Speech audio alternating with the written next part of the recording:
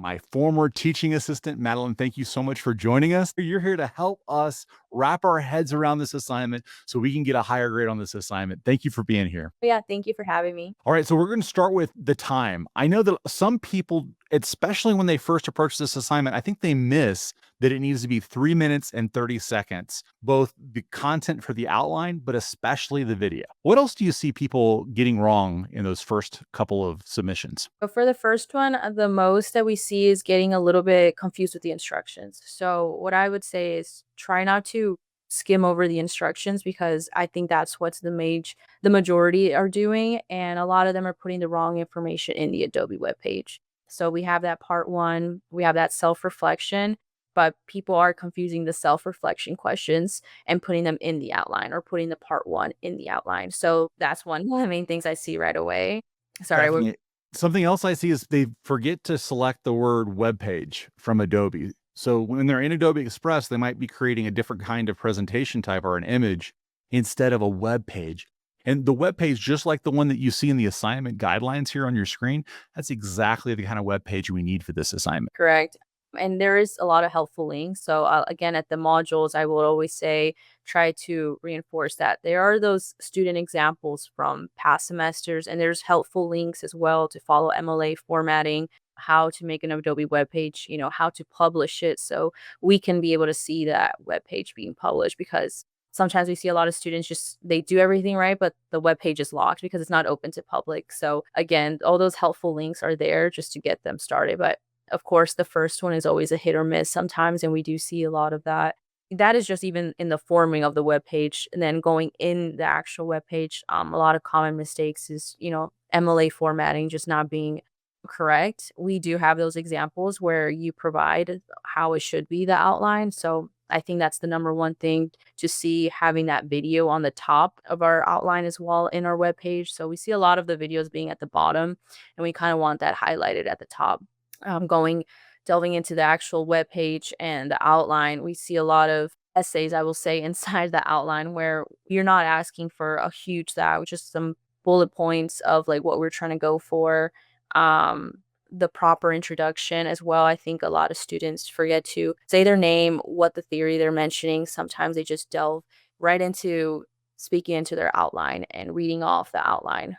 We We, kind of want to see a we little want a good hook, right? Yes. We kinda wanted just an introduction first before we just start reading off, We wanna get our attention. We're grading these over 60 assignments, so we wanna get that intention from that student. So I would say at the beginning is the most important, that introduction, the get-getter, just to let us know who you are and what you're talking about, I think is probably the most important. Excellent. And in the body, we often get this right, clearly describing the observable experience and how it applies to the theory. What happened to you or others with a focus on action, skills, interactions, and behaviors? Like people are usually good about telling that kind of story. What do they get wrong here in the body section? Ooh, the lack of, like, sensory, I will say, I know it says exactly sensory detail. So in the body, we kinda want that see, hear, touch, feel, and taste while they're explaining that, and we see that very common forget in our outline or even in our videos, they won't. So I think that would be a really big one to highlight, to clearly bring that up, as well as the transitions. Inferences are a huge one that a lot of people forget. So we kind of want to highlight that as well. How it yeah. And clarity on those transitions. Let me go back to that real quick because saying out loud, now I have discussed this experience and then a little description of the experience. I will now describe some inferences. So now that I've discussed this experience, I will now describe some inferences. It keys us in to say, oh, now we get to check this box. So it's one of those things that's unnatural and it's not part of our traditional storytelling repertoire, but it is a part of our speaking repertoire. We always have clear transitions in the school of thought that is presentational speaking or TEDx speaking, and so that we can take an audience clearly from one idea to the next. So that is something that a lot of people do get wrong. What else here, Madeline? I would say, as well as relating it to like their insights to another context. So they have their personal experience relating it to the theory, but we also kind of want, how can this theory be like applied to other areas or other examples and other ways of your life. So we kind of want them to expand a little bit more on that, and how it can be transferred to other situations. Absolutely. And then what about the conclusion? What is something that people, this is such a quick thing. It's only 3 minutes and 30 seconds, and that can be difficult. What are some of the things that people often get wrong here in the conclusion section? I know they forget to say in I conclusions. would say the first one is in conclusion. So again, easy one to not miss points, just say in conclusion. Again, we're just doing those transitions, making sure we can say that. Obviously, we know it's the conclusion, but we just, just state that transition. I will say an abrupt ending is probably the number one I see in the conclusions. Without summarizing, key points that they talked about, kind of just makes all that work just go fall into this flat line, I will say. Try to make that summary, let them know, answering the so what factor or the question. That one is also a very big one. Trying to reiterate back in the conclusion. We don't really see that much. What do they gain from this theory? And looking at it from their experience is also another one. How they might act different and because of this theory, how has it impacted them. So we see a lot of that missing key points. I think if they wrap it up really quick within like 10 seconds, there's probably like you can do like a sentence or two, have like a phrase, a 6-word phrase ending it, just so it's like memorable. So we don't just cut it off from the outline. So just a 6-word phrase or a quote and to wrap it up, I think would really make it nice for the whole presentation. And it's understandable that people are having trouble ending because it's 3 minutes and 30 seconds, and you're like, oh no, all of a sudden I have to end. So we end up ending too abruptly instead of taking our time to craft that conclusion according to the criteria from the assignment guidelines. And of course, when you're done and you have your outline done and your speech is recorded and uploaded to YouTube and you're embedding that into your Adobe Express page, it's the MLA that we talked about earlier. Can you speak to the MLA problems that you've seen? MLA. Okay. So again, the proper MLA is that we kind of want, especially if you, well, first, if you if you use references, cite, in college, we need to cite, especially if you're thinking of grad school, we have to cite everything. So again, I scroll down and there's no work cited, especially if you're using that information from the slideshows from the class. Always cite where you're getting it from. As well as the beginning of the paper, the most simple MLA is like the date, the name, the class, the professor right on the top on the left side. So we don't really see that. So that's probably the main thing because that's the first thing I look at when I open the web page. It's supposed to be the video and then the outline with the name and the date. And once I don't see that, I know it's not going to be MLA format for the rest of the page, and obviously no words cited. And it's a small deduction, but these deductions can add up. So hopefully this video helps you to key into those kinds of details.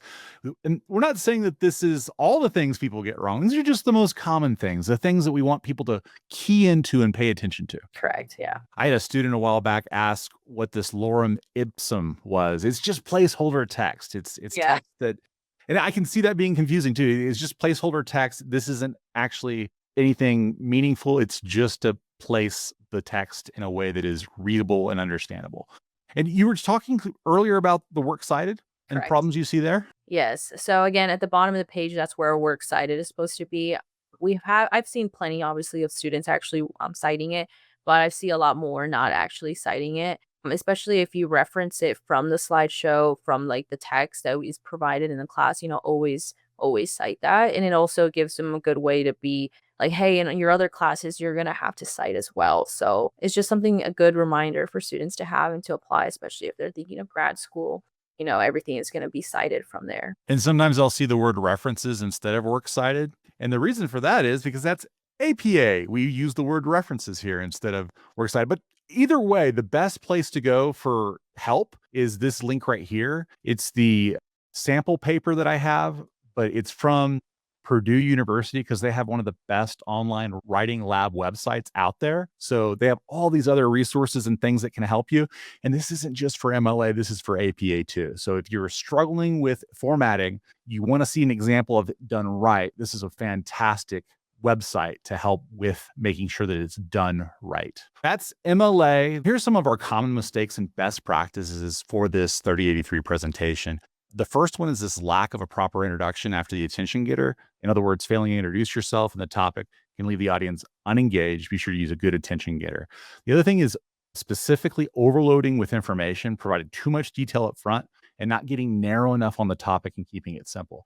I will often have students submitting an entire theory, and you can't cover an entire theory in 3 minutes and 30 seconds. We want just that narrow sliver of an aspect or a dimension of the theory that you can more specifically apply to real life, apply to your professional life, apply to a personal circumstance, something to bring that theory to life. So it's not just a communication theory, but it's a communication theory you can use. What do you see as best practices here, Madeline?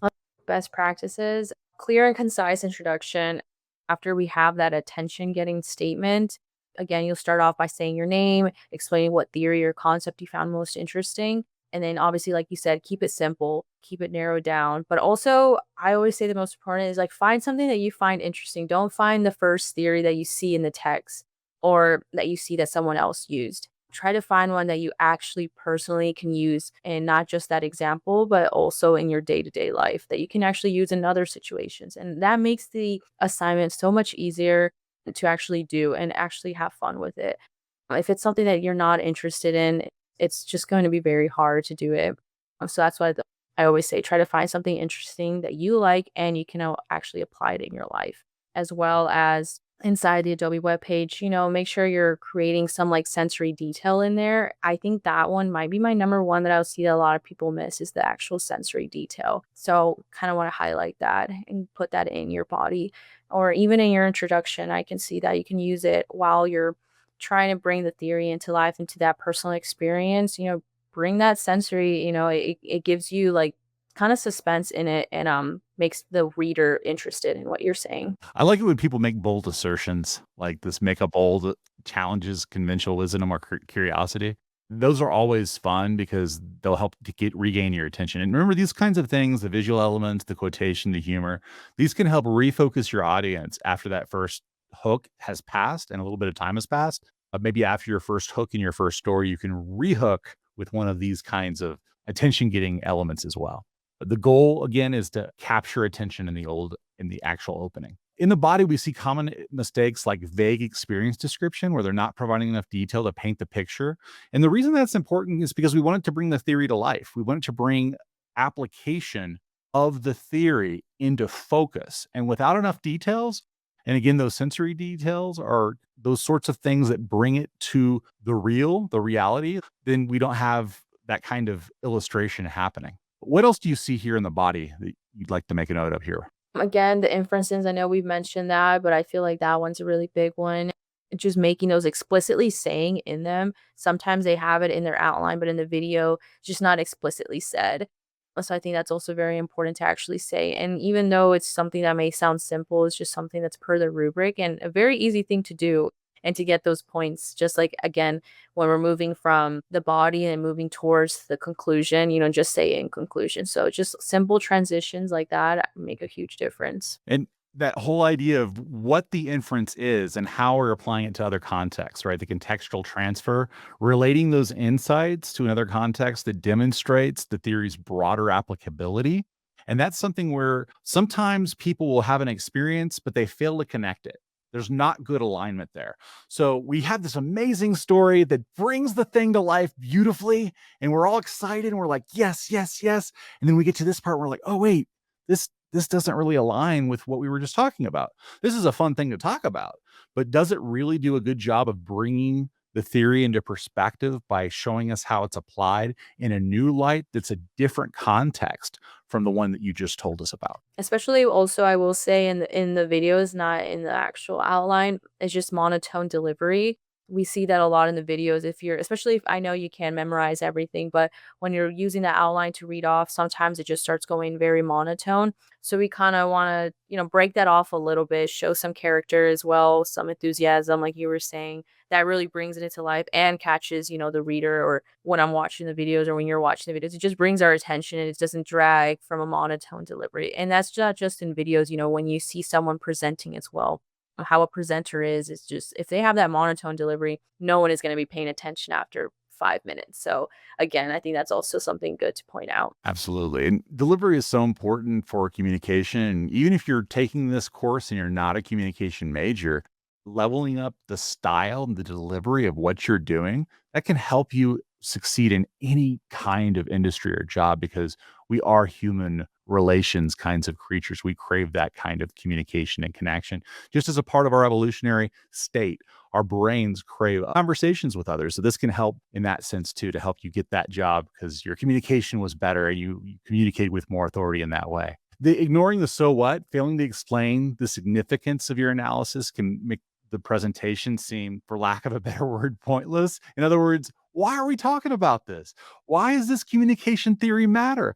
And since you've already done the hard work of applying to a specific story from your life and to a broader context and contextualize in two different ways, not one, but two different ways, why not go that extra step to say, why does this matter? Why is what I just shared with you really important? What else do you see here, Madeline?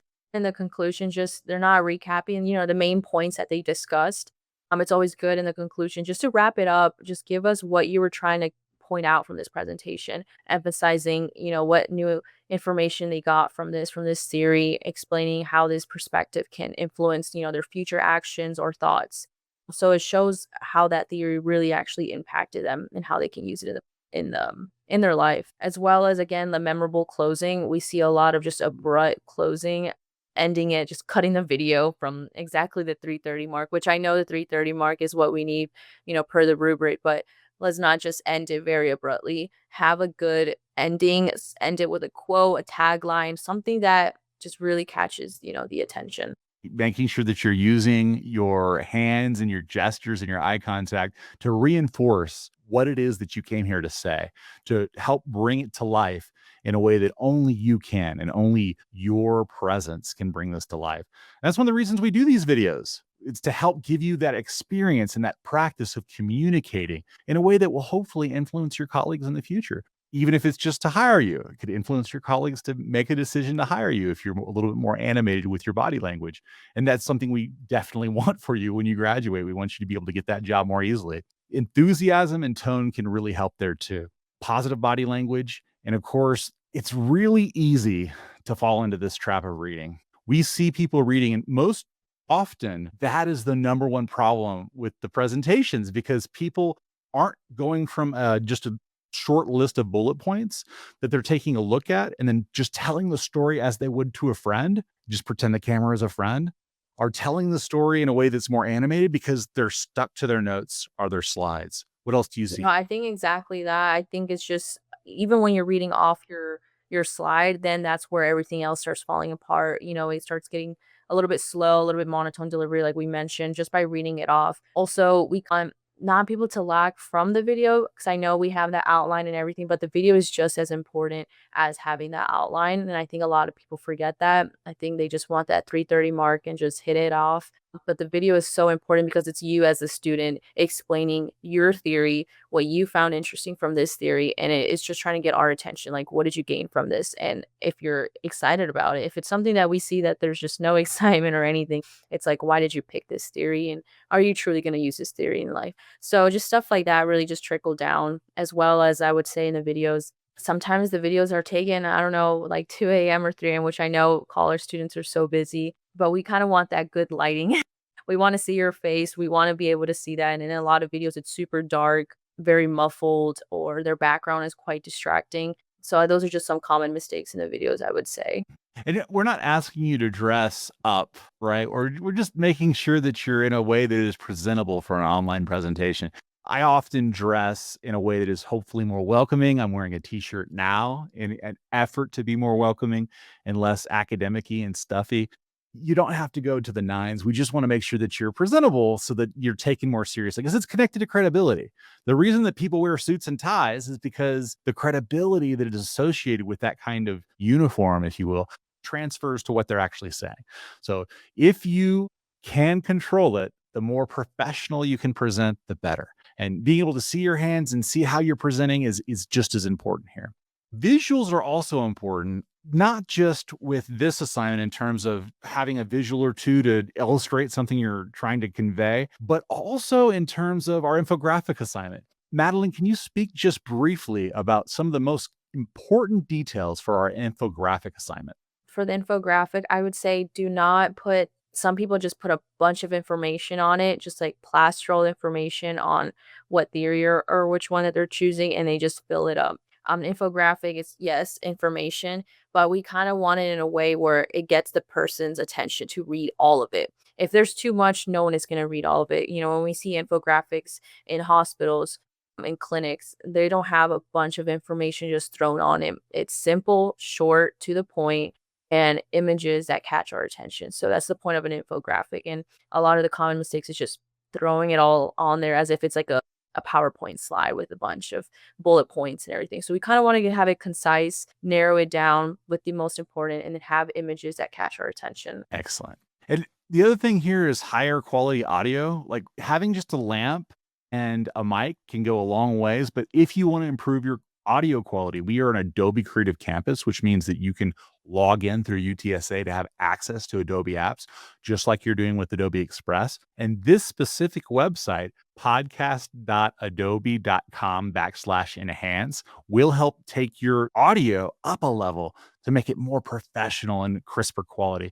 In my podcasting class, we have students who are recording just on their phones, and this helps level up their podcast so it's like they're performing on a better, more professional, more expensive microphone.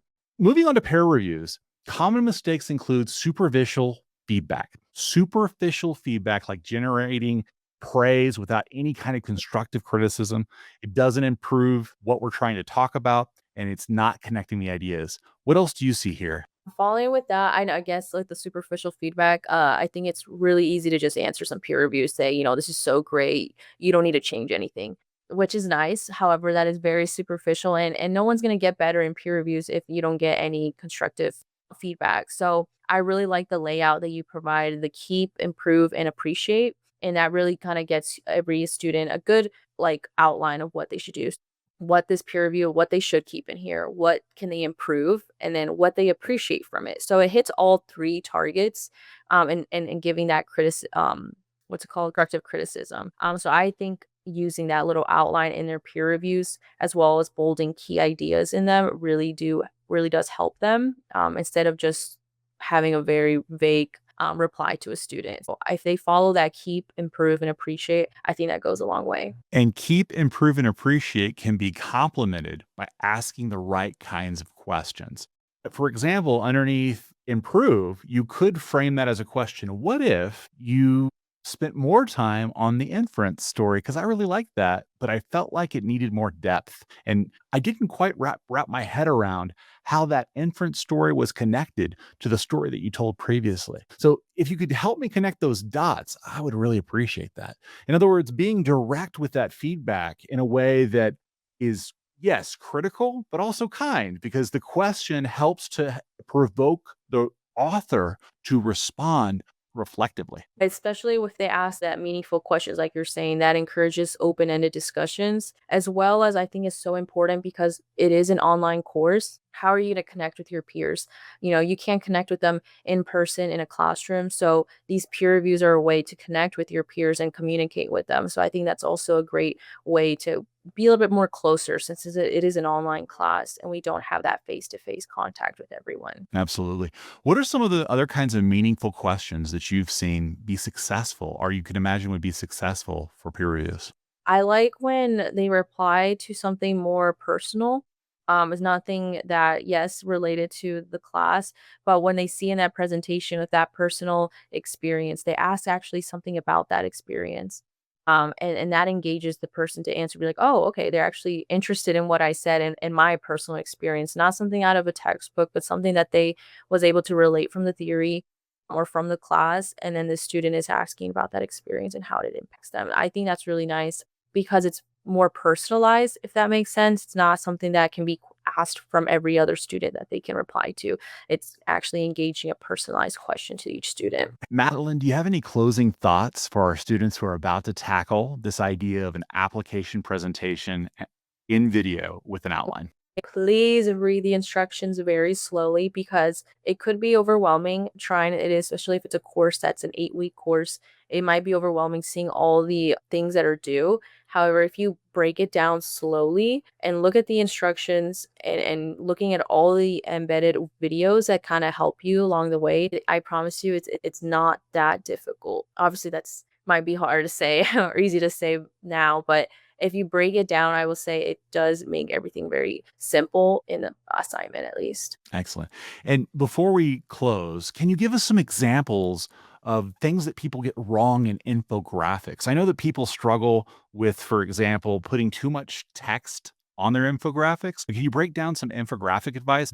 Especially if we're doing it on Adobe, I think there's a lot of ways you can do it there. Colorful, adding those nice colors that kind of pop and get our attention. I will say some common mistakes is using some random website, I will say, and having it do it for you. I think that you can tell right away. And it's just very bland, I will say. And a point of an infographic is just instead of reading a paper, research paper of something, it gets our attention. The images, the information is short. It just catches our attention. That's the point of an infographic. So I will say having some that just are a little bit dull, don't have that pop of color, or just not very concise. We want to have it nicely formatted that think of something that you could have in your portfolio that you can use later in life and be like, this is some of the work I've done. This is an infographic that I've done for my class. I've done that in undergrad, and our professors have always told us, this can be in your own portfolio and you can actually show it to possible careers that you're trying to apply for. So always have it in the back of your mind. Will this be something that I would like to show to a future employer? And we have so many people graduating. Do you have any closing advice for I graduates? would say think of grad school. I think grad school is a great way to expand your mind, not just through, academically, but I think grad school really makes you grow up. It makes you handle a lot of different positions. You can, in grad school, you can be a graduate research assistant, you can be a teacher assistant, and that really helps you as a student as well, just grow as a person. So I think grad school is a really good option if you have that availability. I think everyone should try and apply. Excellent. And I will close with thank you to our award winning teaching assistant, Madeline. Thank you so much for being here. We appreciate your time.